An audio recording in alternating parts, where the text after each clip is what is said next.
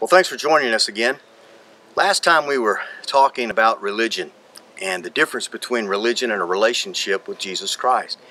I want to talk some more about religion, but I want to talk about one particular aspect of it, and that's the aspect of fear, one of the greatest weapons that religion has.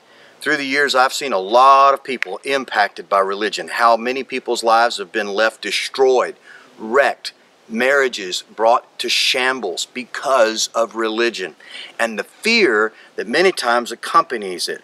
Others have ended up in counselors' offices or in psychiatrist chairs because of the damage that was done to them early on in their life because of fear that was unhealthy and truly unbiblical that was instilled in them through religious practices or religious teachings that devastated them as they came along. I mean, when you look at the line of people who've been wounded by religion, it really is staggering to think about it. But when we think about religion, and I'm not talking about Islam or Buddhism or Hinduism or any of those things, and they all have their own form of fear in religion, because fear really ultimately it's all about control. But I'm talking about the one that we all are familiar with if you are a follower of Jesus Christ. It's called Christianity. And again, Jesus didn't come to establish a new religion. Jesus came to establish a relationship between God and mankind. Now, think about fear. Think about the kind of fear that the Christian religion uses on people. Fear that the end of the world is coming and you will be left behind. Or fear that you're failing God and you're blowing it so big that He will never, ever, ever accept you or forgive you. Your sin is just too great. God is never going to let it go. Or fear of failing to keep the rules and the regulations that God and man have established, and therefore you are never, ever, ever measuring up and you don't please God. The fear of not pleasing others. Maybe it's your pastor, maybe it's your husband or your wife, or your mother or your father, or your boyfriend or girlfriend. But you're afraid of not living up to the expectations that they have based on religious teachings. The fear of somehow missing God's perfect will for your life, that there's a special bullseye that you've got to hit, and you live in fear of missing God's best for you.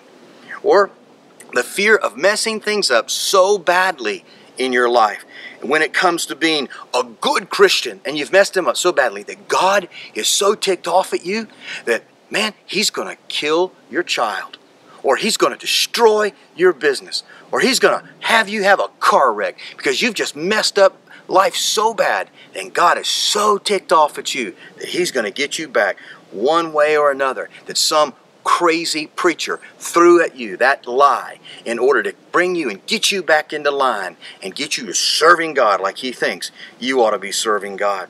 Or the fear of what people call the shunning, because you've done something so bad, all the other Christians are going to turn their backs on you and walk past you and not have anything to do with you. And I've actually seen that done to people, and all in the name of church discipline. When the Bible talks about church discipline, it isn't talking about it in that context, folks. It's always salted and seasoned with the love of God. And the goal is always reconciliation and restoration to God. Then there's the fear of God. Not the Bible kind of fear of God where we stand in awe, where we are in awe and wonder of the majesty in this person named Jesus Christ, a God of heaven and earth. That kind of wonder that just takes your breath away. But the fear of God that men have developed, where they have created a monster, where they have created a God who is hateful, legalistic, controlling, proud, greedy, and all kinds of other words that would be have connotations of bad with them, that men have created, all for the purpose of keeping people in line and keeping them under their control. And He's always presented as the God of the Bible. And people sit and listen to this, and the warped view that men have presented of God that's instilled so many with fear, that this God ends up being like an abusive parent who is angry, controlling, bloodthirsty, a hateful monster who demands repentance or else. Or maybe the fear of other things that men have used to manipulate and control. There's a lot of fear out there in religion.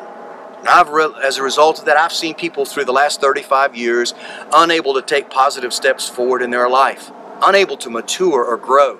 I've seen people frozen in their tracks, so afraid to make a decision because they feel like they're going to miss God's best or God's perfect will for their life, and so they don't do anything at all. They don't step out and follow what they believe the Lord is leading them to do. I've seen women stay in abusive, both physical and mental kinds of abuse, relationships that have destroyed them because of the fear that somebody put in them and the awful D word that comes up, that they would be shunned and rejected by their religious community. And they were so afraid of that happening, they just stayed and took the abuse. They were so afraid of disobeying God that they stayed and suffered horrendously. One other area I've seen fear used is in the area of child rearing. How parents use fear to manipulate and control their kids as they're growing up. I mean, parents have used tactics, well-meaning.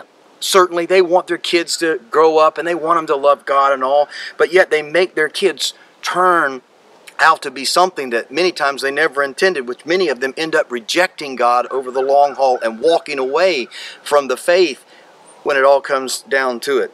Kids that have grown up with the fear that God wouldn't love them, and I've heard these things, where God wouldn't love them if they didn't brush their teeth. God wouldn't love them if they didn't take a bath. God wouldn't love them if they didn't always obey mommy and daddy. God wouldn't love them if they didn't do well in school. God wouldn't love them if they didn't dress right, or if they had long hair, or if they hung around with the wrong group, or if they didn't go to church every time the doors were open, or if they didn't pray and read their Bible every day, or if they didn't tithe to the Lord, or if they used profanity or said bad words. And those words are different to every group, however they define them. That if they did any of these things, God would not love them. And so kids have grown up with that kind of fear. A fear that is not biblical and is not from God. But really, if you want to be honest about it, it is straight from the pit of hell. Because no greater tool that Satan has than religious fear to drive people away from the true and the living God and a relationship with Him. Mom and Dad, preacher, don't use fear to manipulate people, and we'll talk a little bit about that more in the next video. The God that is out there, the God of the new covenant, is a God who loves you beyond your wildest dreams. A God who is good beyond anything you can imagine or fathom. If there is a fear that you're to have, fear that you'll miss discovering Him as He really is. That would be the greatest loss of all in life, and buying into a lie that kept you from it. Think about that. And really spend some time today beholding Him who's beholding you and smiling.